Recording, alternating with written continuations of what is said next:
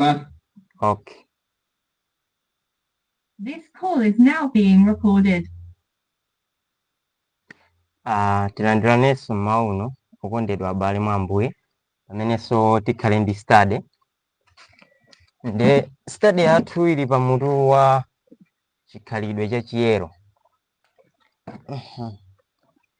Pamutu umenewu tikhale tikuyang'ana kuti kodi chiyero ndi chani. Tikhoza kukumbukira kuna kuti last week tisati last week koma wiki yake tinali ndi phunziro study yokhuzana ndi za tchimo, kuti tchimo ndi chani.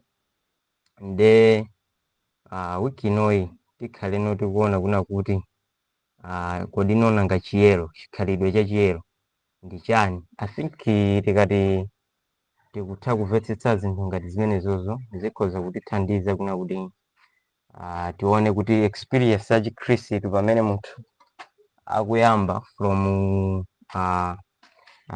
kudziwa tchimo komanso chiyero. I think tikhoza kukhala ndi tikhoza kuti chiyambidwe chabwino chakumvetsetsa kuna kuti kodi umoyo wa Chikhristu umayenda motani. Tikamapitiriza tikhale tikuona kuti mpaka na kukubadwa kwatsopano kuti kodi ino zimakhala motani kuti munthu abadwe mwatsopano. Nde apapa tikhale tikuwunikira zimene za khalidwe la chiyero, chikhalidwe cha chiyero. Koma tisadapitirize tiyambe tapempha pang'ono Mulungu nakuti atitsogolere study imeneyi. Kotero mutsekanane maso limodzi pamene tikuchita liwu la pemphero. Oyera ndinu Mulungu Atate, Mulungu wabwino amene muli kumwamba. Zikomo chifukwa choti mmakhala nafe nthawi zonse. Mwationa ife ana anunso. Mawu uno tili okondwa chifukwa cha kupezeka kwanu pakati pathu. Mwatipatsanso nthawi yabwino imene tikakhala tikugawana mawu anu. Chinthu cha mtengo wapatali kuna kuti mukutipatsabe nthawi yotere mfumu. Kuti mulole kuna kuti zonse zimene tikakhala tikukambirana mu study iyi zikakhale zotsogozedwa ndi mzimu wanu. Kuti ino zikapindula ife tonse amene tili pano, ingakhalenso ena amene akaonere lero kaya mawa, ingakhala tsiku lina lililonse limene adzatsekule phunziro limene lili. Mulole kuna kuti kumvetsetsa kumene inu mwatipatsa abale enanso akakhonze kumvetsetsa komweko ndi kukazindikira chimene inu mufuna ndi chimene inu mukhumba ife titakhala. Mwa Khristu Yesu Mpulumutsi tapempha, amen. Chabwino nde pa nkhani ya chiyero pamakhala maganizo ambirimbiri osiyanasiyana mchikhristu. Nde anthu amaganiza kuna kuti chiyero nde kuti kuyenera kuti kukhale kuchita bwino komanso chiyero nde kuti tikhoza kunena kuti makhalidwe munthu adzioneka kuna kuti akuchita makhalidwe oyenera monga Mkhristu. Chimenecho ndi chimene chimatengedwa ngati chiyero kwa anthu ambiri amene ali mchikhristu. Komano malingaliro amene wawa nthawi zina timangokhala nawe, komano zimakatipatsa kachitidwe kena kamene kamakhala kosemphana ndi Chikhristu. Ndifuna kutanthauza kuti ngati munthu azindikira kuti chiyero ndi kuchita bwino iye monga Mkhristu, nde kuti akhale oyera ayenera akhale otani, azichita khalidwe labwino, azichita zinthu zabwino, ndi akhoza kuzitenga ngati zimenezo chiyero. Pamene tikamapita m'malemba ndikuona bwinobwino tipeza kuti chiyero si nkhani imeneyo yokha. Chiyero pali pasi kapena kuti kuya kwa nkhani imeneyi yokhudza chiyero. Titaonako Mateyu 5:20 titamva zimene Khristu adayankhula. So ngati pangakhale owerenga pafupi ali ndi Baibulo la Chichewa tiwerengera ifo apo ndili ndi Baibulo la Chizungu lokha pamene pa screen ndikuonene kuno. Utamatowerenga Baibulo la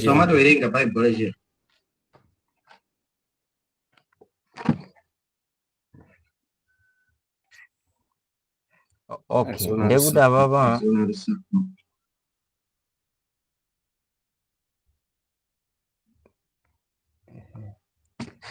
Okay, atalibe awapa. Okay, ndekuti apa ndili nalonso pafupi. Ndekuti nditha kumawerengaso ndekuti ndi nthawi kuno kuti ndichangu. Okay, Mateyu 5 verse yake 20 pali mawu pamene papa ena ake amene Khristu adayankhula.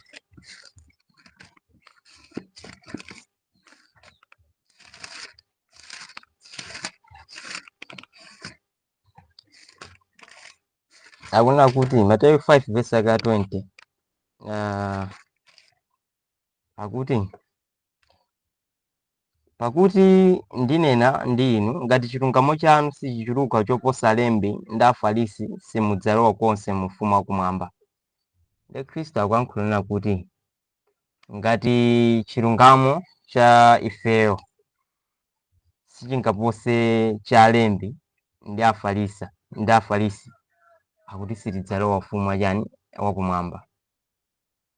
Ndiye kuti tipeza kuna kuti ufumu wakumwamba tilowa ndi chilungamo.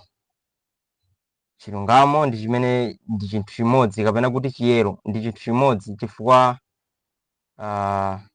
mawu amene oti righteousness mchingereze ndiye kuti tinene kuti chilungamo akuti mufumu wakumwamba sitingalowe opanda chinthu chimene chichi chilungamo. Ndiye Khristu akunena kuti koma chilungamo chake chikhale choposa cha alembi ndi afarisi kuti tikwanitse kulowa ufumu wakumwamba. Chilungamo chathu chipose cha alembi ndi afarisi.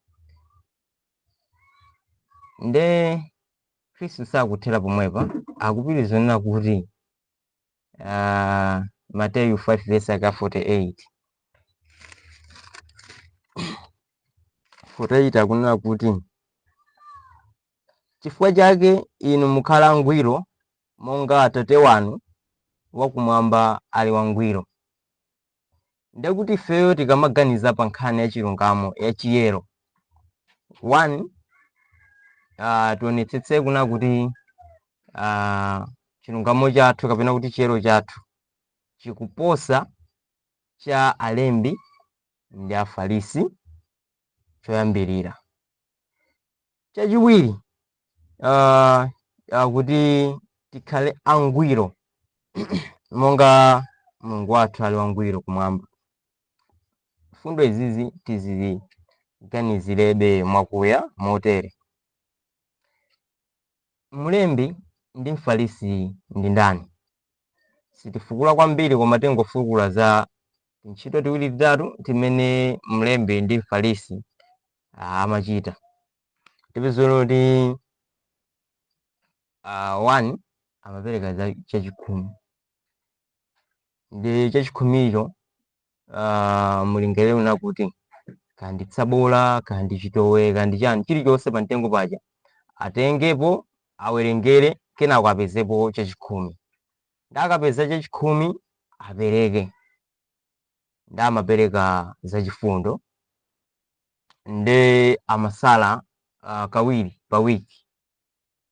Apanga zinthu zambiri. Ndi akunena kuti fewo tiposepa tipono tipose pamene popo kuti chilungamo cha ifeyo kapena kuti chiyero chathu chipose cha mfarisi. Chabwino. Nde tikalingalire panope mmene Chikhristu malingaliro a Chikhristu alili kuna kuti tuyenera tipange izi ndi izi kuna kuti tikhale olandirika pamaso pa Mulungu.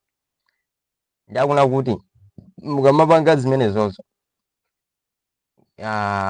muonjeze waposa amene akumachotsa ingakhale pa mtengo wawo watsabola achotsepo limodzi la magawo 10. Akatero akhala akwaniritsa chilungamo. Kenako Khristu akupitiriza kuti chilungamo chathu makamaka kuti ifeyo tikaliposa pa afarisi ndi alembi tikakhale angwiro ngati ndani, ngati mulunguyo. Chabwino tikupitirira tikukamba za chilungamo kapena kuti chiyero. Nde akuna kuti tikamapitiriza pa 1 Yohane 3 verse yake 4 pali malingaliro osawawa ona kuti chilungamo malingana ndi mmene mchikhristu timaonera ngati chanomo kapena kuti chimene tidachizolowera.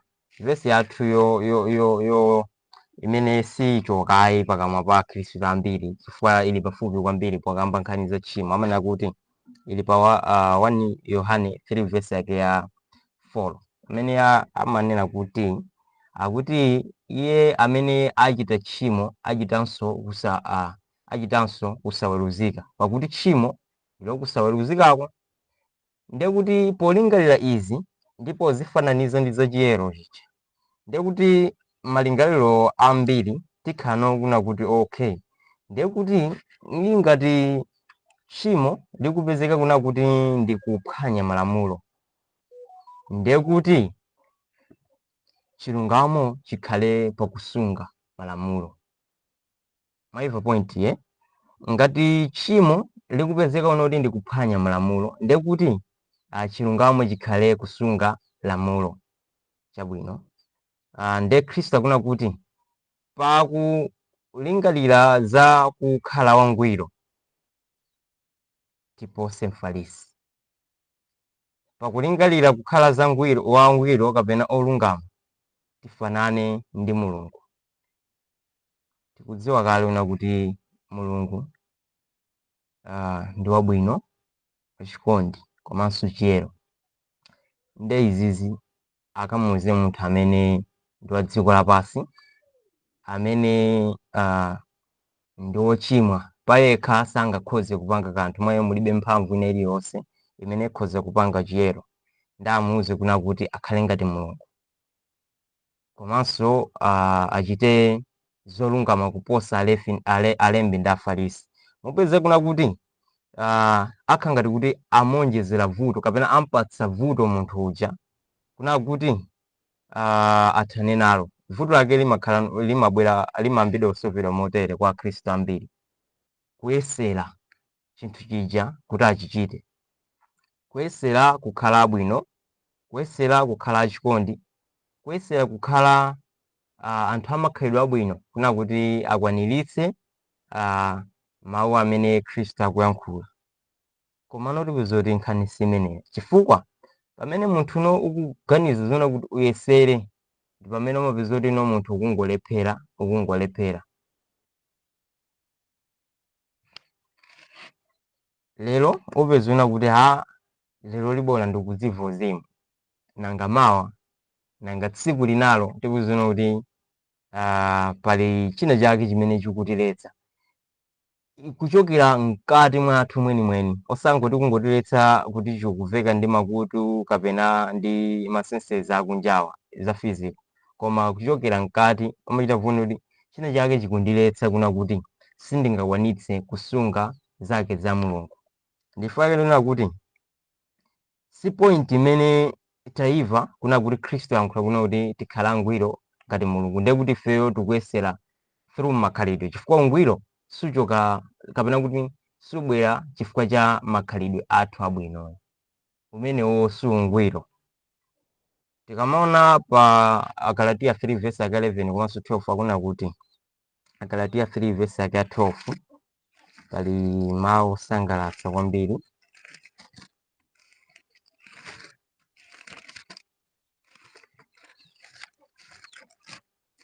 Agalatia 3 verse yake 11 akuna kuti ndipo chidziwikatu kuti palibe munthu ayesedwa olungama ndi lamulo pamaso pa Mulungu, pakuti olungama adzakhala ndi moyo ndi chikhulupiriro.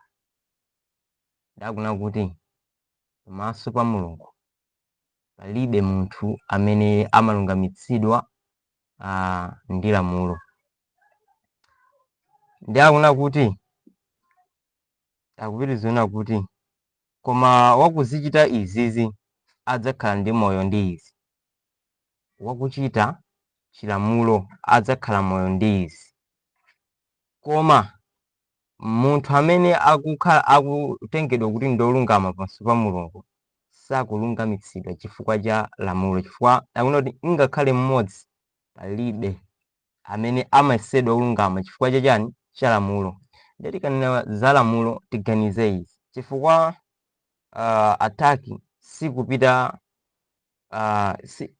chifukwa zoveka ngati atake, koma sikupita kwa munthu yekha amene akuganiza ngati kuti akusunga mbali nake imodzi yokha chilamulo, koma ingakhale wina aliyense amene ali ndi malingaliro onena kuti alandirike pamaso pa Mulungu ndi pokhapokha iyeyo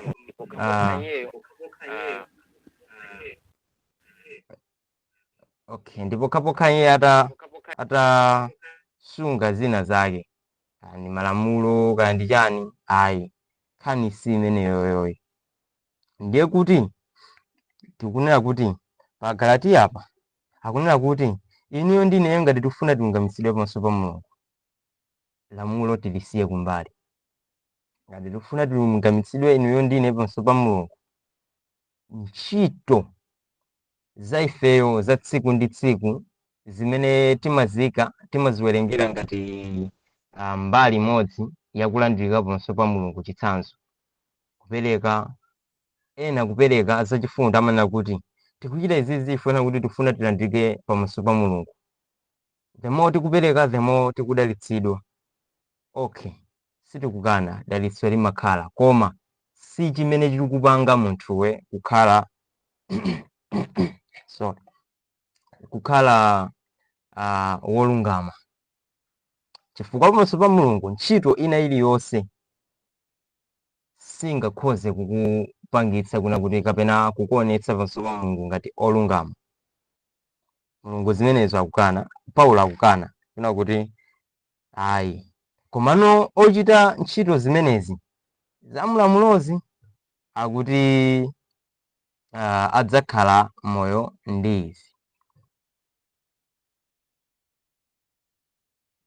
Nde titakuona kuna kuti wokhulupirira kapena kuti wolungama ayenera akhale bwanji, kuna kuti ave kuna kuti kulungama kapena kuti chiyero chili mwa munthu ayenera zikhale modani. Timpezona kuti akuna kuti amene ndolungama chifukwa akukhala mwachikhulupiriro. Mwina tibwereze motere, tikamawerenga akuna kuti ndipo chidziwikatu kuti palibe munthu ayesedwa olungama ndi lamulo pamaso pa Mulungu. Mchichewa adatero ndi akupitizana kuti olungama adzakhala ndi moyo ndi chikhulupiriro. Point imafunikira ndi imeneyi, akuti wolungama adzakhala ndi moyo ndi chikhulupiriro.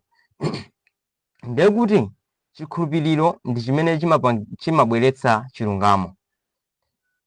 Ndi pamene akukana kuti si ntchito koma ndi chikhulupiriro, kapena tifotokoze motere, si kachitidwe kako kabwino kamene kakukupangitsa kuti ukhale olungama, koma ndi chikhulupiriro kapena kuti chidaliro chako, kudalira pa wina wake amene iyeyo akukupatsa chinthu chimene chikutchedwa chilungamo.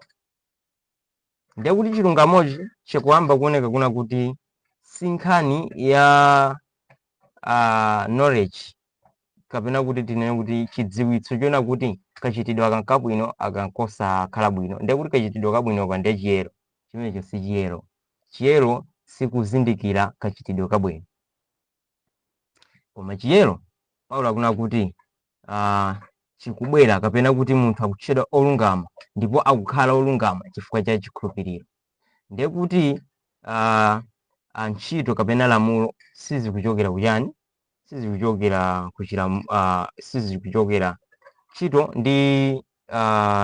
ndi lamulo sizikuchokera kuchikhulupiriro. Ndi zinthu ziwiri zosiyana. Ntchito zochitachita ndi kukhulupirira, kudalira, ndi zinthu ziwiri zodani zosiyana. So tikamapitiriza pa vesi yake ya 12 ndi pameneno akupitiriza na kuti koma chilamulo sichichokera ku chikhulupiriro, koma wakuzichita izi adzakhala ndi moyo ndi izi. Sinzina kuti pakuonetsedwa zinthu ziwiri, chilungamo chochokera mu zinthu ziwiri, chochokera mu chikhulupiriro ndi chochokera ku ntchito. Komano Paulo akupanga likomendi kapena kuti akutsikimizira kapena kuti akuonetsera kuna kuti chinthu chimene ndi chenicheni kwa Mkhristu ndi chikhulupiriro, chilungamo chochokera mu chikhulupiriro, osati chilungamo chochokera mu ntchito, chifukwa pamaso pa Mulungu palibe ntchito imene ikhoza kunena kuti iyi ndiye yampangitsa munthu kuti akhale olungama. Palibe ntchito ingakhale imodzi yomwe imene imatipanga inu ndine kukhala utani olungama. Nde tikamapitirira tipeza kuti pa verse 21 pa Galatiya pomwepo akufotokozano chinthu china chake imene akuna kuti pamenepo kodi chilamulo chitsutsana nawo malonjezano a Mulungu?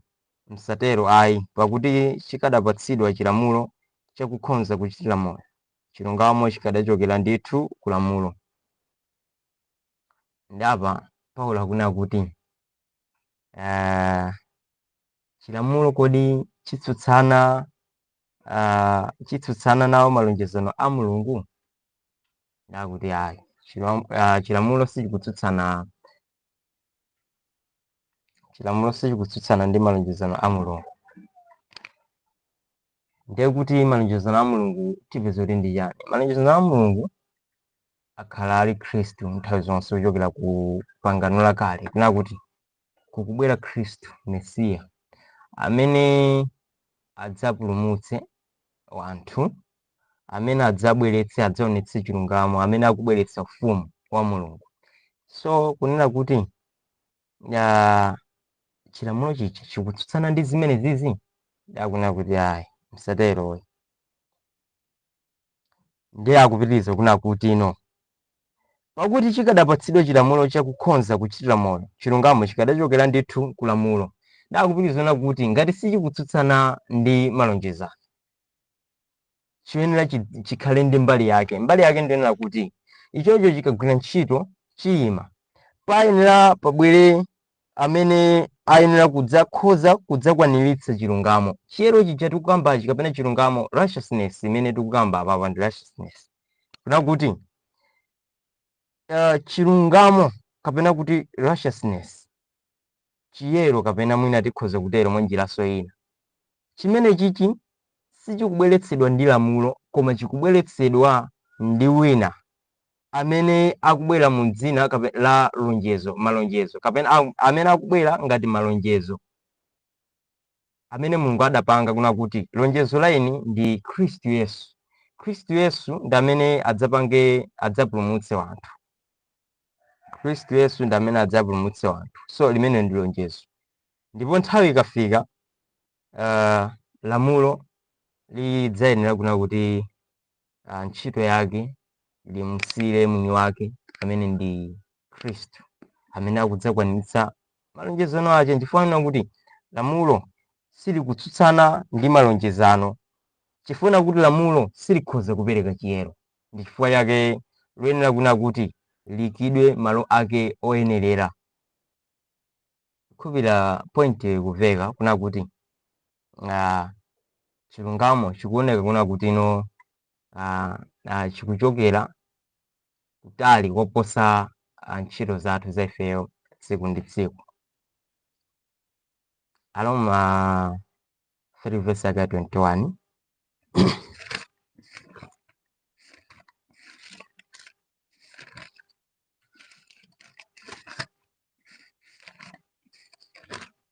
Aroma 3 verse 21 akuna kuti koma tsopano chilungamo cha Mulungu chaoneka chopanda lamulo, chilamulo ndi aneneri achitira umboni. Akuna kuti chilungamo cha Mulungu chaoneka opanda chani? Opanda lamulo. Ndipo mboni ya izizi ndi chilamulo chomwecho ndi aneneri. Ndiye kuti aneneri ndi chilamulo chimachitira umboni, kuna kuti kapena kuti chimachitira umboni kuna kuti Mulungu ndi wangwiro opanda malamulo.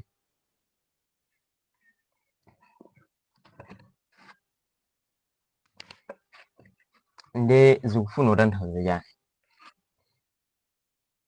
Kodi mulungu angakhale wabwino chifukwa kuti pali malamulo ena ake amene akumapanga kuti akhale wabwino? Chitsanzo, kodi mulungu sangaphe chifukwa kuti pali lamulo lonena kuti usaphe? Mulungu sangabe chifukwa kuti pali lamulo lonena kuti usabe? Tipeze kuno kuti ayi, mulungu safuna kudalira kapena kuti chikhalidwe chake cha mulungu sichodalira pa lamulo lina lake kapena lamulo limene adapereka yeye, chifukwa enaona kuti lamuloli ndi lamulo la mulungu losasinthika limene likuonetsera chikhalidwe chake chenicheni, sangadzitsutse yekha. Nde lamuloli tikulisunga ifuna tikufuna kusunga khalidwe la mulungu. Okay, nde kuti tingatanthauze kuna kuti iye akukhala wakhalidwe limene lifuna kuti pali lamulolo, tipeza kuti ayi, iye akukhala wabwino ingakhale lamulo kulibe. Mwachidule ingakhale panda kupezeka kuna kuti usabe, usaphe, usatani, mulungu akhalabe wabwino. Pamene inuyo ndi ineyo kupanda chikhala sadayike zinthu zimenezizi, anthu sibwezi ena adakamazindikira kuna kuti ali muvuto lina lake koma osadziwa kuti vuto ndi chani, pamene ena adakakhala osazindikira za chimene achita, bwezi akungochitenga kuti ndi chanomo, koma mulungu akuchibweretsa chinthu chicha pa chifukwa china chake chimene tikhati kuona. And I think ndikuganiza makamaka bwino lomwe kuna kuti mu presentation mu phunziro lapita la tchimo tinkapanga discuss nkhani ngati imeneyi, kuma zikuta kuna kuti kodi tchimo ndi chani, komanso tikapeza kuna kuti tchimo ndi chani nde timalipanga lileti kuna kuti kwenikweni chimene chimachitikira munthu amene ali mu state ali mkhalidwe la tchimo ndi chani. Nde tidapezana kuti mzimu wa mulungu mwa iye makhala mulibe, nde futi mwa iye mulibe mzimu wa mulungu, nde kuti ali mu mkhalidwe la uchimo. Sinzona kuti china chilichonse choyipa akhoza kutani, akhoza kuchita ifuna kuti palibe chomuletsa. Ndiye kuti ndi zomwe ziri kuzipeza pa izizi pa nkhani ya chiyero. Sino kusonyezana kuti chiyero si nkhani yakuna kuti wakwanitsa kusunga zina zake, chimenecho si chiyero. Ndifuna kuna kuti mulungu kwa iyeyo, kwa mulungu sizikufunikiranso lamulo kuna kuti akhale wabwino, chifukwa iyeyo ndi wabwino. Chilungamo cha mulungu nchoonekeratu popanda chani lamulo, ndipo mboni wake chilamulo chomwecho ndi aneneri ndiye mboni za izi. So tikamapitira tipezana kuti Aroma 3 verse ya 22 amanena kuti tikamapitira pa musi pakepo akuna kuti verse 22 akuti ndipo ndicho chilungamo cha mulungu chimene chichokera mwa chikhulupiriro cha pa Yesu Khristu kwa onse amene akhulupirira, pakuti palibe kusiyana. Ndakuna kuti chilungamo chimene chichi ndicho chilungamo cha mulungu chimene akuti chichokera mwa chikhulupiriro kapena chichokera ku chikhulupiriro cha chani cha pa Yesu Khristu, ndakuti kwa onse amene akhulupirira, pakuti kulibe kusiyana. Iwo amene akhulupirira Yesu Khristu alandira chilungamo, chiyero achilandira mosavuta chifukwa kuti akhulupirira Yesu Khristu. So atakhulupirira Yesu Khristu, chilungamo chimachoka kwa mulungu chifukwa kuti munthu akhulupirira ndani? Yesu Khristu. So Khristu ndiye nkhala pakati wa ifeyo ndi mulungu, nde pakukhulupirira iyeyo, chikhulupiriro ndi chidaliro chathu cha pa Khristuyo. Ndiye kuti pamene tikudalira pa iyeyo, tikukhulupirira pa iyeyo, mulungu akukhonza kutipatsa ifeyo chilungamo. Ndakuna kuti si chifukwa chona kuti tapanga kanthu kena kalikonse ayi, koma ifuna kuti takhulupirira pa ndani? Pa Yesu Khristu. Ndiye kuti chilungamo cha mulungu kapena kuti nkhani ya chiyero, chikhalidwe chenicheni cha chiyero chikuyamba kuonekera kuna kuti sikachitidwe kabwino, monga timanenera kuna kuti anthu ambiri amakhala ndi malingaliro kuti mwina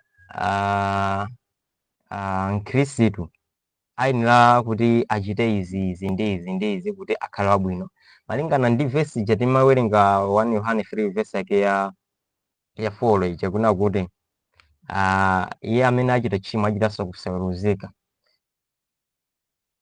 Tapeza kuna kuti nkhani siyona kuti tingona kuti ngati tchimo mlemba liliuna kuti ndikusaweruzika ndi kuti chiyero chikhale kuweruzika kapena kuti kusungano zinthuzo.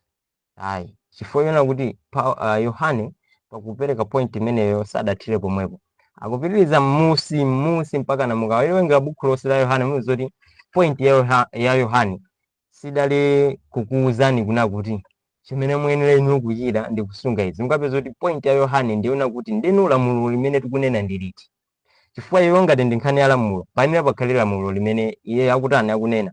Mukapita musi mwa Yohane mabuku a Yohane omweyo maka Yohane 2 Yohane 3 Yohane mukapeza kuti point yake ndiona kuti akufuna kutisonyeza kwa Khristu bina kuti Khristu ndiyeno lamulo la ifeyo ndipo lamulo lake ndiona kuti tikhulupirire pa Yesu Khristu. Mungadanenera ku Yohane kuna kuti tiyang'ane pa Yesu Khristu ndipo timkhulupirire yeye ndiye ntchito ya Mulungu. Ndifukwa yake amafuna kuno ngati ife tifuna kukhala oweruzika kapena kuti tifuna kukhala mkhalidwe la chiyero tiyenera kuti tiyang'ane pa Khristu ndi kumkhulupirira. Tikang'ana pa Khristu ndi kumkhulupirira ndikhulupirira afuna kufotokozera kuti no pamenepo tikhala takwanitsa chilungamo cha Mulungu. Ndi Paulo akupitiriza kufotokoza momveka bwino kuna kuti ineyo ndi ineyo tikakhala ndi chikhulupiriro cha pa Yesu Khristu tidzalandira chilungamo chochokera kwa Mulungu chimene chimaonekera popanda lamulo. Ndiye kuti popanda zintchito zina zilizonse chilungamo cha Mulungu chimaonekera. Ndiye kuti inuyo ndi ineyo tiyenera kuti tikhale ndi lingaliro kuti chilungamo cha Mulungu kapena kuti chiyero si nkhani yakachitidwe ka ifeyo koma ndi nkhani yakuna kuti ndi wina wake chilungamocho chifukwa ife tilibe chilungamo. Palibe inu ndi ine amene ali ndi chilungamo mwa iye yekha ndipo palibe amene akhoza kuchita chilungamo mwa iye yekha chifukwa akang'ana ku dziko lapansi Mulungu akuti palibe ndi mmodzi yemwe wakuchita bwino. Palibe ingakhala ofuna Mulungu akang'ana kunalibe koma yekha adatenga step kuna kuti afike atitumizire mwana wake Yesu Khristu akafika ku dziko lapansi adzatipatse chimene ife tisowa. Ifeyo patokha sitingakhoze kuchipanga chiyero sitingakhoza kungokoza mtima ofuna Mulungu chifukwa tidasokera chibadwire takhala tili amphulupulu chibadwire anthu oyipa chibadwire osowa mzimu wa Mulungu chibadwire. Timangoswekera kuna kuti wina wake adzatitsekule maso kuna kuti muli ndi vuto ndipo vuto lanu solution kapena kuti njira ndi uyu amene ndi Yesu Khristu. So zimenezo pa ife tokha sitikakhoza kuzidziwa kuzizindikira sizidakatero kufikira na Khristu Yesu ndi amene adakhala pakatikati pa ntchito imeneyi kuna kuti atizindikiritse kenako atikokere kwa Atate kuna kuti tikakhoze kukhala mchiyanjano ndi iyeyo. Koma chimene ife titachiteno chimene tiyenera kuchita ndi chikhulupiriro ndipo chikhulupirirochi cha pa Yesu Khristu ndi chimene chikutiloleza kuna kuti tikalandire chilungamo kapena kuti chiyero tikatchedwe olungama chifukwa kuti takhulupirira Yesu Khristu. Ndiye kuti popitiriza tipitirize kuti tikupeza kuna kuti no chilamulo kapena kuti ntchito za munthu zabwino zosiyanasiyana sizikukhoza kumpanga kukhala olungama.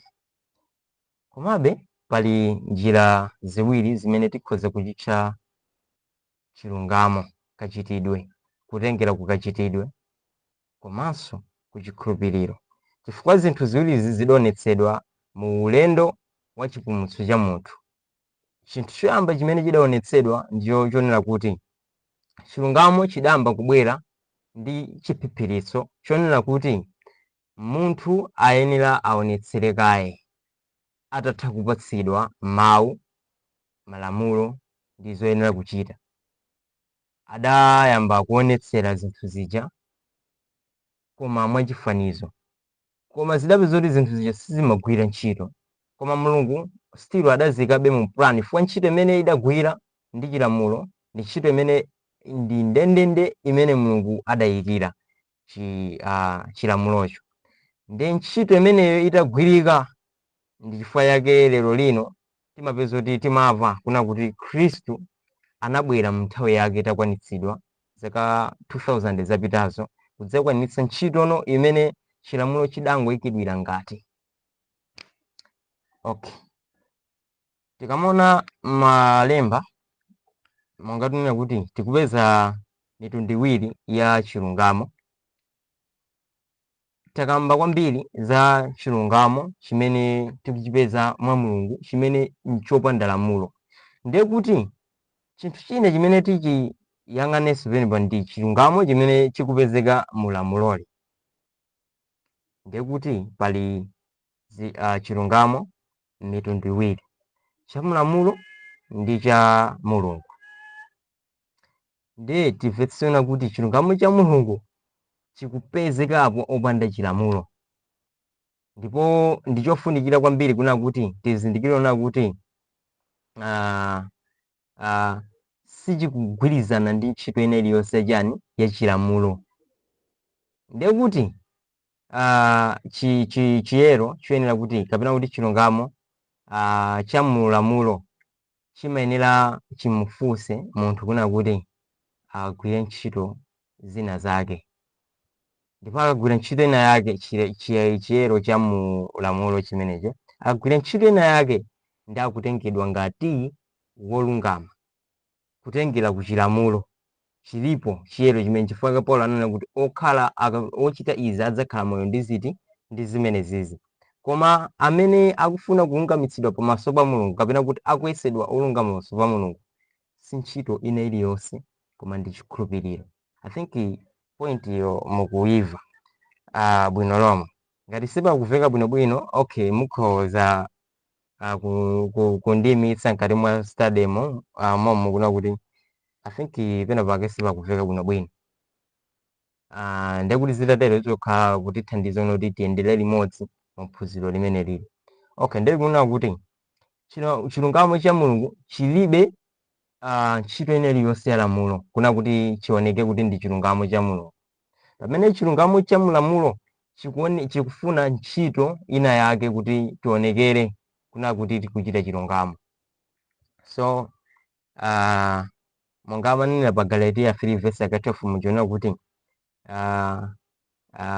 wolungama adzakhala ndi moyo ndi chikhulupiriro. Komano chilungamo cha Mulungu chikuti chani? Iye amene akhulupirira Mulungu, akhulupirira Yesu Khristu, akuna kuti ameneyo kungokhulupirira akukhonza kuchitenga chinthu chija kapena kuti akukhonza kuchipeza chinthu chija chilungamo, kapena akukhonza kukhazikika kapena kukhalamo mukhalidwe la kapena mu moyo wa chilungamo. Koma ikhala amene wangotani wangokhulupirira. Ichichi ndiye chilungamo cha Mulungu. Pamene chilungamo cha mulamulo mungati kunenera mucha tipeze umboni kuna kuti chimagwira ntchito motani chilungamo cha mulamulo. Tikapita ku Filipi 3:6 komanso 9 tipeze chilungamo cha mulamulo. Filipi 3:6 kulekera 9 ona kuti monga mwachangu wolondalonda mpingo, monga mwa chilungamo cha mulamulo wokhala osalakwa ine. Komatu zonse zimene zinandipindulira zomwezo ndinaziyesa chitayiko chifukwa cha Khristu. Ndi Paulo akunena kuti monga mwachangu wolondalonda mpingo, monga mwa chilungamo cha mulamulo mwa chilungamo cha mulamulo wokhala wosalakwa ine. Takuna kuti idalipo nthawi ina yake imene Paulo anali ndi chiyero kapena chilungamo cha mulamulo, ndipo panalibe kuphophonya ngakhale pamodzi pomwe kutengera kulamulolo. Ndakuna kuti anali wachangu kwambiri kuti akwaniritse ntchito yachanija ya chilamulo. Ndakuna kuti ndipo pogwira ntchito ya chilamuloyo panalibe mistake ine iliyonse. Mwachidule amapanga zinthu zolondola malingana ndi lamulo limene likunenera. Ndiye kuti akuti komatu zonse zimene zinandipindulira zomwezo ndinaziyesa chitayiko chifukwa cha Khristu. Ndakuna kuti zinthu zimene zidampindulira adaziyesa chitayiko mwa Khristu, kusonyeza kuna kuti zimene zimatengedwa kuti ndi zolondolazo zidapeza kuno kuti pamapeto pake tsopano adakazipeza kuno kuti ndi zopanda pache kapena kuti zilibe kanthu. Ndakuna kuti komatu zenizeniso ndiyesa zonse zikhale chitayiko chifukwa cha mapambanidwe a chizindikiritso cha Khristu Yesu Ambuye wanga. Chifukwa cha iyeyu ndinatayikitsa zinthu zonse ndipo ndinaziyesa zapadzala kuti ndikadzionjezere Khristu. Ndakuna kuti zikhala zapadzala chifukwa chani? Titenge chitsanzo. Munthu wina walowa mchikhristu nde wava nayesa kuna kuti pamene akupereka kwambiri zachifundo, pamene akupereka kwambiri kandi maofferings zosiyanasiyana zopereka zosiyanasiyana, pamene akulimbikira kwambiri ndi changu chapa ntchito ya pa Mulungu monga mwa chilalikidwe cha mpingo ina wake umene ali, pakuchita zonsezo naziyesa zinthu zija chilungamo, ndipo otsutsana ndizi achite naye makani, ndipo afike point yonena kuti adziva kuna kuti chilichonse chimene akuchita ndi chinthu cholungama. Tipezana kuti pamapeto pake akazitenga zonse zija kuna kuti ndi zopanda pake, nzapadzala, nzopanda ntchito. Chifukwa chani? Chifukwa chona kuti wapeza Yesu Khristu amene sakumufunsa kuchita zonse zija amachitazi, akungofunsa chikhulupiriro chake kapena kuti chidaliro chake pa Mulunguyo. Ndakuna kuti nde chimodzimodzi ndi Paulo na Yesu atapeza Yesu Khristu atazindikira, kusonyeza kuti inalipo nthawi imene samazindikira, amazichita zinthu monga mwachipembedzo, amazichita zinthu namaona kuna kuti izi zenizeni. Mchikhristu muli kachiridwe kamene koko kuna kuti anthu amazichita zinthu ndipo zinthu zija pakuzichita ndi kuzikhulupirira amadzivanso uzimu mu zinthu zija. So zikafika point imeneyo imafika kuna kuti nkhani iyi imatengedwa ya chilungamo cha Khristu, kukhulupirira Yesu Khristu, zimatengedwa ngati kuti ndi zinthu zimene ndi out of chikhristu kapena kuti si chikhristu, chifukwa iwo adaphunzira, amakhala kuti munthu adaphunzira kuna kuti kuchokera kwa makolo kaya kuchokera kwa azilaliki osiyanasiyana amene akulalikira kuti chilungamo cha Mulungu ndi kusunga malamulo, ndi kuchita ntchito izi, ndi kuchita izi ndi izi ndi izi kuti tilandike pamaso pa Mulungu. Ndipo adaziphunzira zimene zija nakhazikikamo. Ndichovuta kwa lero ndi lero kuna kuti akamvetse kuna kuti kungokhulupirira kokha kumakhoza kumpatsa munthu chilungamo.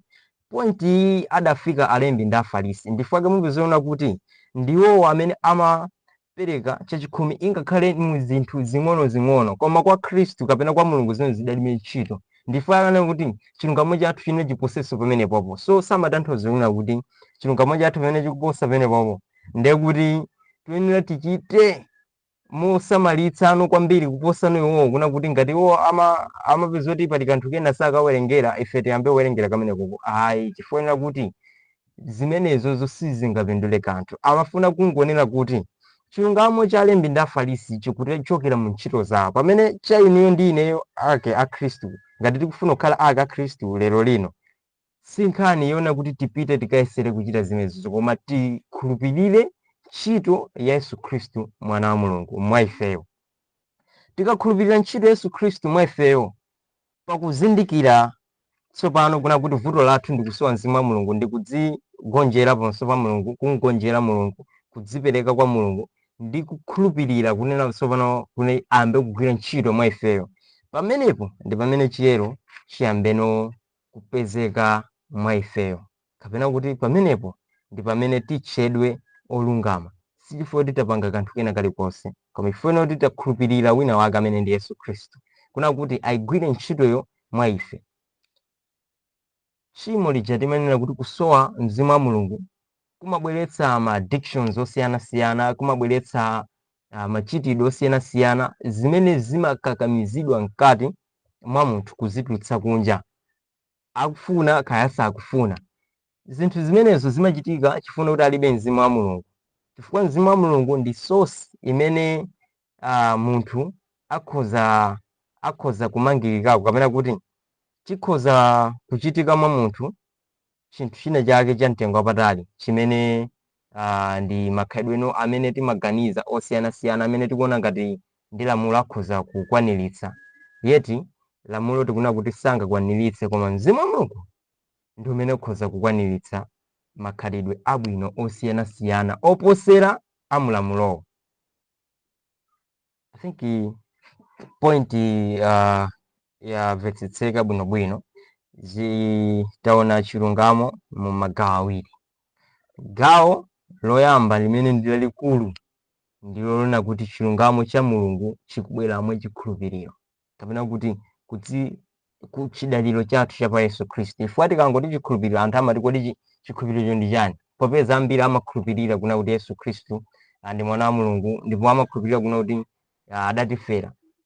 Si chimene chikhulupiriro chimenecho sitikamba za chikhulupiriro kapena kuti chakungodziwa, koma tikamba chikhulupiriro chakukhalamo. Chikhulupiriro ndi chani? Of course topic ya chikhulupiriro idapangidwa ulendo wina wake, simplify, idachitidwa simplify kuna kuti okay, tingolo ndi muphunziro lina imene mukakaonera mavidiyo ambuyo mukapeza kuti tidafotokozako, koma tipangane remind ide tikumbutsane nditero, chifukwa chofuna kuna kuti tiyendere limodzi.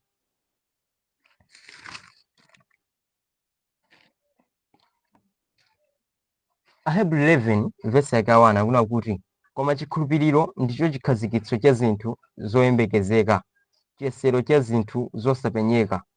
Ndakuna kuti chikhulupiriro ndicho chikhazikitso cha zinthu zoyembekezeka. Zinthu zonzoti pali chiyembekezo mwachidule kuti ndi zenizeni zilipo, ndi ukhazikitse zinthuzo kuna kuti zilipo. Ukhazikitsa bwanji? Yesu Khristu alipo koma sitimuona, ndifuna kuna kuti zinthu chiyesero cha zinthu zosapenyeka.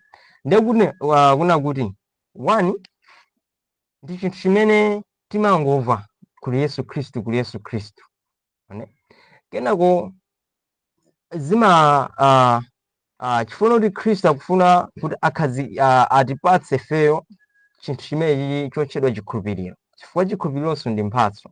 Pamene titatha kuva nde akutuma ana ake kuna kuti afotokozere anthu, kapena kuti alalikire chinthuchi, afotokozere chenicheni cha chimene Mulungu ali. Ndakafotokozera pamenepo pamamba kubadwa chikhulupiriro, kapena pamamba kubadwa kukhazikitsa zinthu zina zake zoyembekezeka zimene nzosapenyeka ndi maso.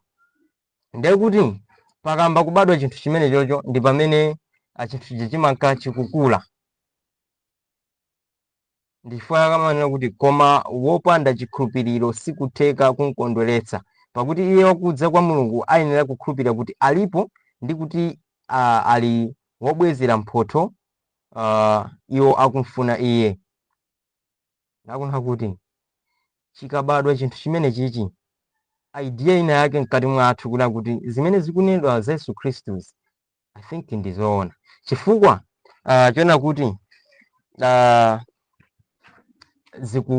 zikupereka sensi ina yake kapena kuti zikupereka kamvedwe kena kake mkati mwa ine kamene ndikachilendo, kamakhala kachilendo chifuna kuti umakhala ndi munthu amene mwina udangomva za Yesu Khristu koma sudamvetsetse kuna kuti kodi mchikhristu akamati chikhristu ndi chani, akamati kuti landirani Yesu Khristu ndi kutani. So ukamba kumvetsetsa zinthu ngati zimene zizi mumabadwa chinthu chotchedwa chikhulupiriro. Chikhulupiriro chikunenedwa apa pachi ndi chinthu cha unique kapena kuti chapaderadera, si chinthu chongodziwa kuna kuti kuli Yesu Khristu chifukwa anthu amatero inenso ndikukhulupirira kuti zili choncho basi zathera pomwepo. Chikhulupiriro chimatanthauza kukhazikitsa zinthuzo kuti zoyembekezekazo ngakhale sizikuoneka koma kuti zilipo, ndi ukakhazikitsa tsopano kuna kuti Khristu alipo. So sizichitika mwa feelings ako okha, chifukwa Mulungu amapangapo act kapena kuti amalowererapo. Akalowerera ndi pamene umayamba kumva kusintha. Okhulupirirawe chifukwa ndi cha iweyo, ndi mphatso yopatsa iweyo iwena kuti ukhale wolungama, ukhale woyera, ndi chinthu chimene chikupatsidwa ngati mphatso kuchokera kwa Mulungu. Koma akudikira kuna kuti uve ndi ukhulupirire. Ukamba kukhulupirira Mulungu akupanga act. Ndi zosiyana ndi mmene anthu amakhala ndi malingaliro awo apo azikhulupiriro zosiyana-siyana. Ifo anthu amaganize kuna kuti zinthu zimene uzikhulupirira kwambiri ndi zimene zimakhala zikuoneka ngati zinthu za real. Koma khulupirirani izi kuna kuti pali mafumu awiri ku universe yonse, mchilengedwe chonse cha Mulungu. Ufumu wa Mulungu ndi ufumu wa Satana. Palibenso ufumu wina wowonjezera pa mafumu amenewo. So ngati zinthuzo sizikuchokera kwa Mulungu, kaya muzifotokoza mwa mtundu wanji, koma zinthuzo zikuchokera kwa Satana. Chitsanzo, pali zipembedzo zosiyana-siyana zimene zimakhalanso ndi zikhulupiriro zosiyana-siyana pa Mulungu amene ndosiyana ndi Mulungu amene tinkhulupirira ife, Mulungu mmodzi yekha wona amene ali ndi mwana wake Yesu Khristu. Ndiye ngati papezeke chiphunzitso china chosiyana ndi Yesu Khristu kukhala mwana wa Mulungu ndi Mulungu Atate wathu ndi mwini wa zolengedwa zonse, ngati pakhale chiphunzitso chosemphana ndi chimenechi, chiphunzitso chimenechi chili cha ziwanda. Chifukwa chani? Chiphunzitso cha ziwanda ndi chotani? Ndi chimene chikufotokoza zosemphana ndi Mulungu amene ndi Mulungu mwini wa chilengedwe chonse. Chifukwa anthu amakhulupirira kuti Mulungu samene adalenga zonsezi, tisamaganize choncho. Amene mudavako za bang theory za anthu amene sakhulupirira Mulungu ali ndi ma ideas amene wawo. So of course this topic yathu, koma tifuna tigwere kunena kuti iyeyo Mulungu amene ife tinkhulupirira kuti ndi Mulungu mmodzi yekhayo amene adalenga zonse, komanso ali ndi mwana wake Yesu Khristu amene ife tipeza ufulu pa chikhulupiriro cha pa mwana wake Yesu Khristuyo pakukhazikitsa ndi kudalira pa iyeyo, chifukwa tamva ndipo tazionano kuna kuti zikupereka tanthauzo lina lake mkati mwa ifeyo, zikupereka phindu lina lake mkati mwa ifeyo. And Mulungu adapanga plan design yona kuti so abweretse lamulo, chilungamo cha tisati chilungamo kuti abweretse lamulo lakukhoza kumuzindikiritsa kapena kumutsutsa munthu kuna kuti iweyo izi usachite. Ndakakanika munthu uja chifukwa munthu sakwanitsa ndithu, chifukwa timwe yeye mulibepo mzimu wa Mulunguyo, ndi akakanika afuse nditani tsopano. So Mulungu popanga design zimenezo adadziwa kuna kuti chikhulupiriro chibadwe payenera kuti pakhale chinthu china chake chimene mkati mwako chikuchitiradi umboni kuna kuti ine ndikusokera chinthu china chake. So chikachitira umboni chinthu chimene chocho, there ndi pamene no umakhoza kuona kufunikira kwa Khristu uja. So kufunikira kwa Khristu ndiko kukulu ndithu pa moyo wa olengedwa wina aliyense, ingakhale ngelo, ngakhale inuyo ndine, ingakhale wanthu kapena tingotero ngelo, ngakhale anthu. So pamene tapeza kuna kuti no Mulungu ndiye ofunikira, so ndi pamene pakubwera no ma step awiri amene wawa, chilungamo cha mulamulo, chilungamo chochokera kwa Mulungu as mphatso. So ma step awiri amenewa munthu aliyense amadutsa, chifukwa kuti anthu timakhati kumvetsedwa kuna kuti Mulungu amafuna izi, tikamakula timakhati kumvetsedwa zimene tikuzidwa musatere kufikira pamene ukukula ndi kuyamba kufuna nukumvetsetsa za zinthuzo. Ndi pamene understanding ya munthu ifanana kuti titsate ukulu msinkhu. maka ifeyo amene tikutchedwa khristu ake a khristu titsate ukulu msinkhu kuyamba kuganiza mwakuya pa zinthu zija zimene timazimva kuna kuti akuti tichite zotere. Koma ngakhale akuti tichite zotere, personally munthune ndikumva izi zimene ndikesera izi ndikuno sizikugwira ntchito, so ndipange chani? So chimene chija ndi chimene chimakupanga attract after ukamva uthenga wa chilungamo cha Mulungu, chifukwa gospel kapena kuti uthenga wabwino ndiwonera kuti khristu mwa inu chiyembekezo cha ulemerero. Imeneyo ndi central theme kapena kuti chikatikati cha zonse. Kuna kuti sitingalowe mchikhristu osazindikira kuna kuti tchimo ndi chani, chilungamo ndi chani, chifukwa mchikhristu timazindikira kuna kuti ndi ulendo wakusinthika kwa miyoyo ya munthu kuchoka ku munthu wakale kupita ku munthu watsopano. So pamene wazindikira kuti vuto ndi chani, pamenepo ndi pamene anazindikiranso kuti ndi chilungamo ndi chani, ndipange chani. Ndi chifukwa tikuna kuti pali mitundu iwiri. Choyambirira munthu wazindikira kuna kuti izi sizabwino koma ndikukakamizika kuchita zinthu zija chifukwa kuti nature chikhalidwe cha ine chosowa mzimu wa Mulungu chikundidani chikundikanka. Ndiye papezeka mzimu wa Mulungu umene tiulandire mwachikhulupiriro chabe, ndi pamene kusintha kumayamba kuchitika mkati mwa ifeyo. So kusintha kumene kulibe kuna kuti kutenga zaka ndi pompo, koma nokuonekera kwakunja kumayamba kuonekera kuna kuti I think munthu une ndalandira chilungamo cha Mulungu, ndalandira chinthu chimene ndi mphatso ina yake imene ndi mphatso chabe, chinthu chimene ine ndinalibe. Amene ali ndi experience ya chikhristu pa point imene andimvetsa bwino, koma amene mwina ndi zachilendo timvetsetse kuna kuti iyi ndi experience ina imene umayipeza, imene umamasuka kuma chains kapena kuti malinga osiyanasiyana amene unamangidwamo, makhalidwe osiyanasiyana auchimo amene unamangidwamo kale. Ndiye mwa Khristu Yesu umava kumasuka chifuna kuti wayamba kutenga experience ina imene ndi yachikhulupiriro chimene chikubadwa apo kuva kuna kuti Yesu Khristu ndi amene akukuchitira iweyo ndi ineyo ntchito. Si ifeyo kuna kuti titenge tipite tikambe kuchita zina zake fode tifuna tilandike pamaso pa Mulungu kapena tiyesere kwambiri kuna kuti tikhale ngati Mulungu, chifukwa tikaitenga verse ja timawerenga ku Mateyu 5:48 kuna kuti tikhale angwiro ngati Mulungu. So tikachitenga chinthu chija ngati kuti ife tiyesera kupanga zinthu zija, pamenepo tikutsutsana ndi Mulungu. Chifukwa chani tikutsutsana naye? Tikutsutsana chifukwa tikufuna tikhale ngati Mulungu, zimene sizingatheke. Chifukwa pa ifeyo ndi khalidwe lathu ndi machitidwe athu sitingakhale ngati Mulungu, sizingatheke. Tikhala ngati Mulungu mwa njira yonita kungokhulupirira pa Mulunguyo mwa Khristu Yesu, leya ndi pamene tikukhala ake a Mulungu.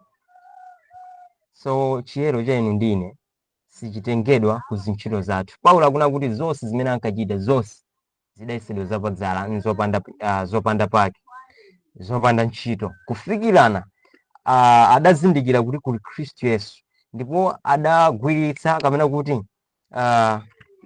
adafulumiza kuonjezera chikhulupiriro kapena kuti kuonjezera chidziwitso chake cha pa Mulungu, chifukwa Khristu amamuphunzitsa, chifukwa adadzipanga submit, adadzipereka yekha kwa Mulungu kuti afuna aphunzire zinthu. So chifukwa adadzipereka kwa Mulungu ndi Khristu yemwe amene adamuphunzitsa, kufikirana kuti zonse zichadaka zonali kuti ndizopanda chani, ndizopanda ntchito, kuti akadziwonjezere yekha Khristu. So inu ndi ineyo tone timvetsetse kuna kuti act yathu ine iliyonse, machitidwe athu ena aliwonse amene timayesa kuna kuti awawanda ameneno I think Mulungu akamationa akhoza kumava bwino kuti mwana wanga uyu chifuna kuti akuchita zakuti. Koma tikhale ana Mulungu chifukwa chikhulupiriro chathu, chidaliro chathu chili pandani? Pa Mulunguyo. So pamenepo tikaona nobwino wa chiyero cha Mulungu, chifukwa sukakhalanso omatipatsa nkhawa ya mtundu wina uliwonse, chifukwa chiyero cha Mulamulo chimapereka nkhawa, chifukwa umayesera kumasukwaniritsa, ukhoza mpaka na kumwalira osakwaniritsa, chifukwa kuti muchilamulo simuchoka chiyero china chilichonse, koma mwa Khristu Yesu mumachoka chiyero chimene pompo pamene ukukhulupirira Yesu Khristu una kuti ndi amene akhoza kupanga control moyo wako, pamenepo ndi pamene chiyero cha Mulungu chimabwera. Koma ngati ukukhulupirira kuna kuti mwina ndizikhulupirira Yesu Khristu koma control ikhala ya ineyo pakuona kuti ndisatere, iweyo dakali mukudzilamulira iwe mwini. Zimene sizitheka, sizipindula kanthu pamaso pa Mulungu ngakhale mkati mwa iweyo. So kukhala mwana wa Mulungu ndi nkhani ya kukhulupirira Yesu Khristuyo. Nde tipitirize motere.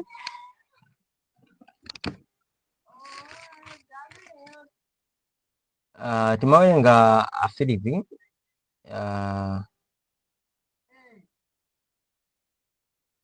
ndi apa tiwerenge okay, tioneno magawo athu akumapeto.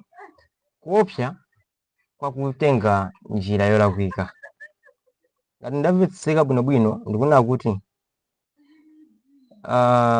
kuchokera mulamulo pamene Mulungu adapanga design zinthu zija kuna kuti payikidwe lamulo, timapezana kuti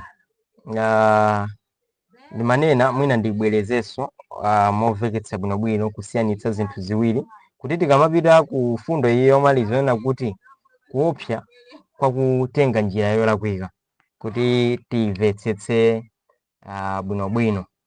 Chabwino ndimanena kuti Mulungu adapanga design kuna kuti nthawi ya Israeli wakuthupi, kuna kuti Israeli wakuthupi monga chifaniziro cha zenizeni zimene zili nkudza, imene ndi body ya Khristu kapena kuti mpingo wa Khristu nthawi ino yakumapeto, kuchokera nthawi imene Khristu adapita kumwamba nalemekezedwa, there Israeli wakuthupi kapena kuti thupi la Mulungu la mpingo wa Khristu lidamangidwa. Nthawi imene iyi ya Israeli yoyambayo, osati body iyi ya pano pali yoyambayo, Mulungu adapanga design kuna kuti likhale ndi lamulo. Ndiye lamulo lija limayimirira zinthu zikubwera kutsogolo. Ndiye lamulo lija limangomufunsa munthu kuti achite ntchito ina yake. Ndi akachita ntchito imeneyo amatengedwa kuti wachita chilungamo. Koma mbali inano ya chilungamo, icho nchilungamo choyamba cha mulamulo. Mbali ina chilungamo chimene tikufotokozerana apa tikuna kuti si imeneyo iyoyo idali tikhoza kuti yani chifanizo chabe. Zenizeni ndi zina kuti chilungamo cha Mulungu sichidalira lamulo. Chilungamo cha Mulungu chikudalira pa chikhalidwe chake cha iye mwini. Mwachidule Mulungu ndi wabwino mwa yekha, opanda kuonetsa ntchito iliyonse yabwino, iyeyo ngwabwino kale, ndi olungama mwa yekha. Chikondi ndi khalidwe lake iyeyo, ndi mmene alili. Sikuti ndi chinthu chimene amachita kudzipanga kuti akhalemo, ayi, ndi chimene ali. Ndiye kuti ngati ndi chinthu chimene ali, ndiye kuti inunso ndine ngati ufuna kukhala ana a Mulungu, sitifusidwa kuti tipange zina zake, chifukwa zinthu zimene tikhoza kufusidwa kuti tipangezo sichilungamo, chifukwa chilungamo ndi Mulunguyo. So ifeyo toyenera kuti tipeze Mulunguyo. Ndi timpeza bwanji? Mwa chikhulupiriro cha Yesu Khristu.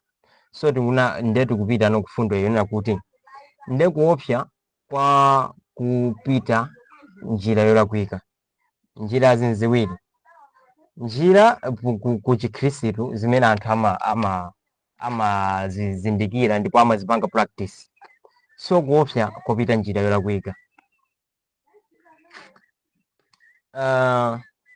Pali malamulo 10 amene amayikidwa ngati anthu ambiri amamasula kuna kuti ndi khalidwe la Mulungu, komano zidakamveka bwino chikhala kumanenedwa kuti ndi chabe chifaniziro chabe, kapena kuti pang'ono pokha mbali imodzi yokha yakungofotokoza za khalidwe la Mulungu, kapena kuti ndi chongoonetsera khalidwe la Mulungu, osati kuti ndi khalidwe la Mulungu. Chifukwa chani ndiwesera kufotokoza motere? Chifukwa chonena kuti Mulungu wathu ndi wankulu, sangakhale omangidwa mu mu maukhumi okha. Ichi mwina ena sangakhulupirire sangamvetsetse akhoza kuchitenga mwina ena ngati mwano, koma tinene chilungamo. Mulungu wathu amene ndi Atate mwini zonse, khalidwe lake lokha lingakhale maukhumi okha, tipezona kuti ayi chabwino. Ngati tingatenge kuti malamulo khumiwa ndi chikupanga khalidwe la Mulungu, tikufunse chonchi, usapembedze mulungu wina, zigwirizana chani ndi Mulungu? Kapena kuti zikhoza kuonetsera bwanji kuna kuti mwachidule makhalidwe amene tikhoza kuwapanga bwanji apply kwa Mulungu? Mwina kapena ndifotokozera kuti usabe, usaphe, usapembedze mulungu wina, malamulo onse aja, chifukwa suti tikhoza kuwapanga memorize onsewa apapa, koma onse aja tingayike kuna kuti ndi chimene Mulungu ali. Ngati tili ndi maganizo otero, I think tiyambenso kupanga study bwinobwino, tipezano kuna kuti kaganizidwe kamene kuko ndi kaganizidwe kakhoza kukhala kamisala pang'ono. Chifukwa chani ndikutero? Mulingalire izi, usachite chigololo, usabe, usaphe, ndakutipatsa ife anthu. Ndi ife anthu tingazibweze kuzipanga apply zinthu zija, kapena kuti kuzika kuti ndi mmene Mulungu alili. Ena amapitiriza mpaka nuna kuti even angelo angampatsira mulungu usachite chigololo, pamene Khristu akuna kuti pamene tikukalwa pamene Khristu akudzatitenga kukhala nafe mmwamba, matupi athu nasandulika tikhala ngati angelo amene sakwatira ndi kukwatira. Nde ngelo sakwatira nde mumpatsira mulona kuti usachite chigololo. Akhristu tipezana kuti maganizo amenewo ndi maganizobe akumvetsetsa kwa pang'ono pa khalidwe la Mulungu. Funofuno uzinena kuti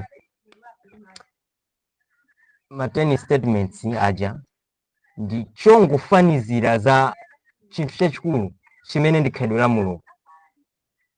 Ndi chifukwa yake tikuna kuti Israeli wakale ndi mashadows okhaokha, kapena kuti ziphiphiritso zokhazokha za ife anthu anthawi inoyo. Ndiye kuti chifunira kuti malamulo khumi tisamati ndi khalidwe la Mulungu, koma kuti ndi chifaniziro cha khalidwe la Mulungu. Chifukwa khalidwe la Mulungu ndiloposera pamene popo. Iye adapereka ma 10 statements aja chifukwa anthu amene amapanga nawo deal kapena amafuna kuwathandiza pene popo amawadziwa kaganizidwe kawo, kachitidwe kawo amawadziwa.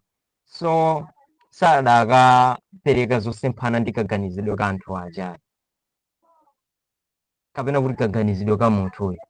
Komano chifukwa kuti chidali chiyambi, amadziwa kuti stepe ikhala ikupitirirabe kufikirana kuti anthu adzamba kumvetsetsa chimene Mulungu afuna amvetsetse. Mulungu akudziwa brain capacity yathu, kapena kuti mmene ubongo wathu udapangidwira kuti udzinyamula zinthu, udzitha kumvetsetsera zinthu. Chifukwa yake anapanga design zinthu zimenezi kuna kuti ife monga wanthu timvetsetse bwino lomwe zinthu zija kuchokera pachiyambi kufikirana pamathero. So Mulungu anapanga design kuti awa ndi ma shadows, ma 10 commandments iwa ndi ziphiphiritso zenizeni zili mwa iyeyo Mulunguyo. Pamene tampeza iyeyo ndi kumkhulupirira mwana wace, ndi kulandira chilungamo mwa Mulunguyo, tikapeza kuna kuti tikumvetsetsano khalidwe lenileni la Mulungu kuti ndi chani. So chilungamo tikuna kuti ndi kukhala ndi Mulunguyo, kapena ndi kukhala ndi mzimu wa Mulunguyo, osati kudziwa mawu ena kapena malamulo ena ake kapena ma statements ena ake. Chifukwa lamulo limene lapatsidwa kwa Khristu ndi limodzi lokha, akhulupirire Yesu Khristu basi. Akakhulupirira Yesu Khristu, chilichonse chimene amachikhumba moyo wake kumbali ya mavuto ake amene amakumana nawo mkati mwace, amene ndi auchimo, mavuto amene amankakamiza kuchita zinthu zimene samafuna, amasuke kuzimezi zazifoti walandira Yesu Khristu, samasuka ifoti akuchita china chake. So vuto lakulowa njira lakuyikano ndilona kuti timakatenga ngati kuna kuti malamulo aja ndi amene akunkoza munthu kapena kuti basi mulungu athira pamenepopo. Hayi, mulungu sanathire pomwepo. Ndiye kuti kumvetsetsa kwathu pang'ono kukhala kuti ndikotsika, koma tiye tikule usinkhu pakumvetsetsa kuna kuti ifeyo zonse tikhoza kuzipeza mwa mulungu zoposera pa malamulowo, chifukwa ingakhale iye akuna kuti Paulo akuna kuti ingakhale chilungamo cha mulungu chikuchitiranso mboni ndi chilamulo ndi aneneri. Kusonyezeraso kuna kuti chilungamo cha iyeyo akuti sichidalira pa lamulolo, chifukwa kuti lamulo ndi mawu chabe amene sangakhoze kufotokoza zonse za zimene mulungu ali. Nde tikupeza kuna kuti njira yoyenerera ndi imodzi, kukhulupirira Yesu Khristu. Aroma 9 verse yake ya 32 tipitirize tikamalize motere. Aroma 9 verse yake ya 30. Aroma 9 verse 30 ila 32.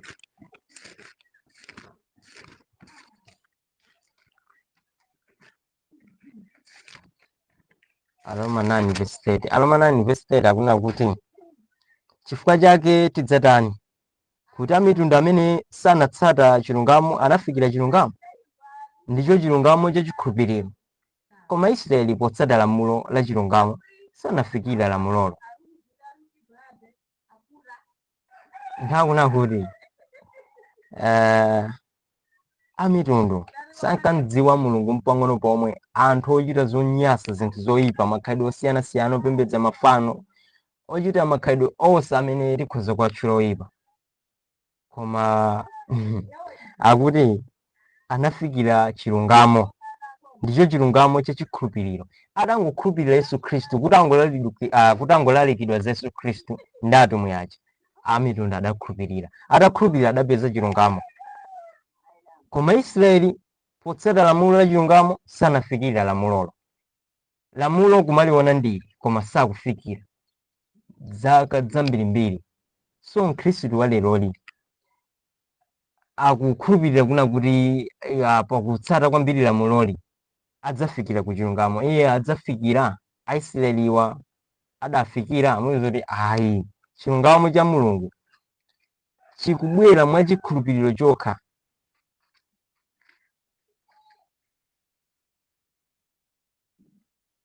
Ndakuti chifukwa chanji? Chifukwa kuti sanachitsata ndi chikhulupiriro, koma monga ngati ndi ntchito, anakhumudwa pa mwala wokhumudwitsa. Ndakuna kuti chinthu chitu chidakhala ndi vuto ili, kuna kuti sanachitsata ndi chikhulupiriro, koma monga ngati ndi ntchito.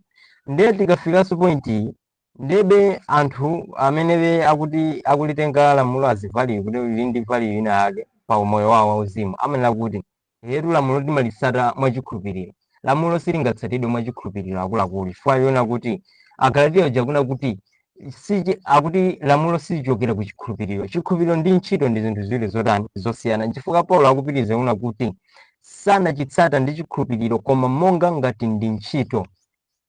Amaona ngati kuti pamene akumachita zinthu zija ndiye kuti mulungu adzalandira, adzina kuti ndikupasani ndinolungama. Ahayi, ntchito silungamitsa munthu pamaso pa mulungu, koma chikhulupiriro.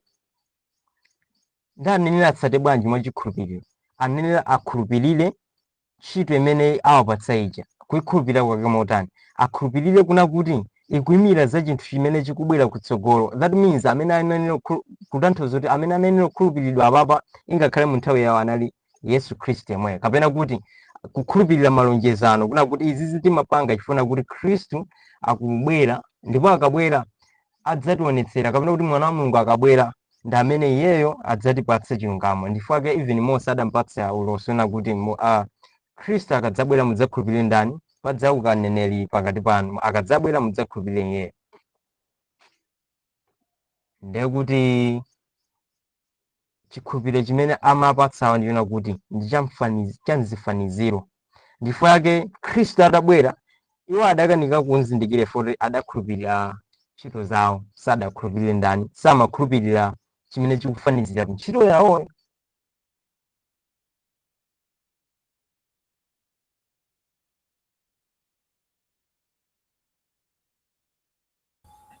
Trust maako sakumveka.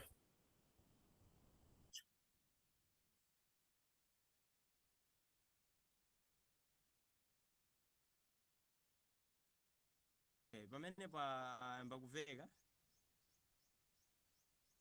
Kumave pasi kwambiri, kumveka pasi penipeni. kaijeni maiki ndekuti yatha moto. Then nditere Uthaungwe chosa maikiyo nungoiza ndikuiza phone just straight pa phone. pafoni pamene paveka motsika maiki ndimene no imaveka mokwera. Abola nawene koko. Ndingoyiyandikira. Ndimalize chonchi una kuti ndimafotokozera kuti Israeli wakale anatsata chinthu chamonga ntchito osati monga chikhulupiriro. So Israeli wapano ife amene ndifeyo aka Khristu fwa Paulo anena kuti si muyuda yense amene ali monga mwachibadwidwe, koma chifukwa cha chikhulupiriro cha pa Yesu Khristu tikhoza kukhala Israeli. Ndipo ndife Israeli chifukwa Israeli ali ndi tanthauzo. Israeli sanangobwera si dzina longopatsidwa, ali ndi tanthauzo lake. So ifeyo tili mwa Khristu chifukwa kuti makamaka tikhoza kupeza chilungamo chifukwa kuti tili mwandani mwa Khristu. So point yaikulu ndina kuti ifeyo tikhale ana a Mulungu kapena kuti tikhale ake a Khristu Yesu. Nde tiwerenge mavesi athu awiri otsiriza. Yoyamba Aroma 7:12.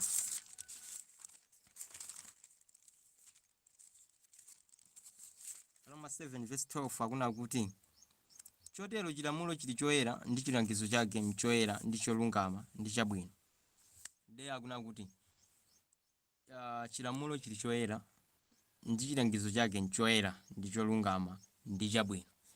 Akufuna fotokoza kuti chani?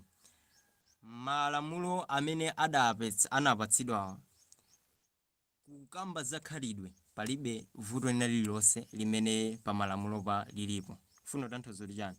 Kusaba nkwabwino ndithu, koma samatanthauza kuna kuti no ndiye kuti iwe ntchito imene Khristu uyenera kukhala nayo ndiye kuti usabe. Ntchito imene uyenera kukhala nayo ndiye kuti ukhulupirire pa Yesu Khristu. Iyeyo ndi amene apereke makhalidwe onse amene ndi abwino, amene ndi oposera pa ntchito zimene tikhoza kukazipeza pa malamulo paja. Koma kumbali ya malamulo ndi oyera, ndi olungama, ndi abwino. Koma tikuna kuti sizikupereka guarantee kapena kuti kukupatsa munthuwe ntchito ena kuti ukambe kwasunga ifolo kuti awasunga usadalandire Khristu Yesu Khristu sizigwira. Komanso munthu asanene kuti Yesu Khristu adatifera kuti tikwanitse kusunga malamulo khumiwa. Khristu anatifera kuti tikwaniritse kukhala kapena kuti mkati mwathu mukwaniritse kupezekamo mzimu wa Mulungu. Chifukwa chani? Chifukwa kuti takhulupirira Khristuyo kuna kuti once wabwera pa dziko lapansi wabwera chifukwa cha inuyo ndi ineyo. So ngati wabwera chifukwa cha inu ndi ineyo ndifuna kuti akudziwa mkati mwathu vuto la mkati mwathu. Vuto la mkati mwathu sikutipatsa kuti sunganizi, koma ndikutipatsa mzimu wa Mulungu. There tikamba kuzindikira zinthu zimene ndi zoposa palamulo. Nde tiwerenganso Mateyu 19 verse yake ya 16 kulekera 17.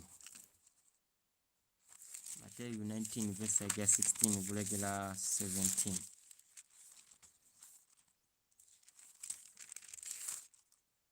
Mateyu 16 verse yake ya 19 akuna kuti kani 19 Mateyu 19 osati Mateyu 16. Mateyu 19 verse yake ya 16 kunena kuti ndipo onani munthu anadza kwa iye nati, mphunzitsi, chabwino nchiti ndichite kuti ndikhale nawo moyo osatha. Ndipo iye anati kwa iye, ufusiranji za chinthu chabwino? Alipo mmodzi ndiye wabwino. Koma ngati ufuna kulowa m'moyo, sunga lamulo. Ndakufunsa kuna kuti ndipange chani kuti ndichite chinthu chani? Chinthu chabwino. Maka akuyamba kuti mphunzitsi wabwino, ndipange chani? Ndiye Khristu akuyamba wayankha kaye nkhani iyi kumene tapitira vesi iyi ndi nkhani imene adapita nayo munthu ameneyoyo. Akuti wabwino ndi Mulungu yekha. Point imene ndi yayikulu, wabwino ndi Mulungu yekha. So tikamapitiriza ndi nkhani iyi, tipezona kuti anamuwuza kuna kuti sunga izi. Ndiye munthu uja akuyankha kuti ine zonsezi ndidatani, ndidazisunga kuyambira ndili umwana ndi unyamata wanga zonsezi.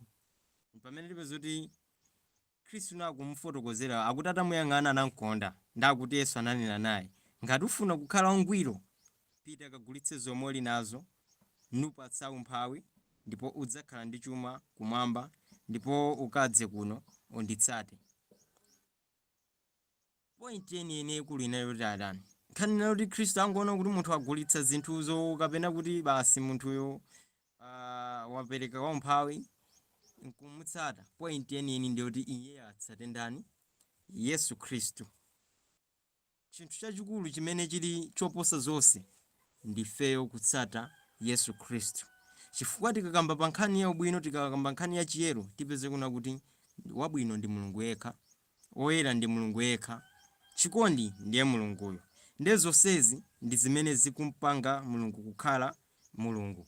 So inuyo ndi ineyo ngati tikufuna kukhalanso ake a Mulungu kapena kuti tikufuna kukhala angwiro, oyena otsatidwa ndi ndani? Yesu Khristu. Chifukwa ifeyo patokha sitingakoze chani? Sitingakoze ubwino. Mu phunziro la chimo tidawerenga kuna kuti pa Yohane 6 pamene tinkapeza kuna kuti ntchito yathu ifeyo yoyenera kuchita ndi kuyang'ana Yesu Khristu, kana kuti kumuzindikira Yesu Khristu, kuva za Yesu Khristu ndi kukhulupirira Yesu Khristu. Imeneyo ndiye ntchito ifeyo imene inuyo ndi ine tapatsidwa, ntchito imene kutilozera kuti tikhoza kupeza chilungamo. So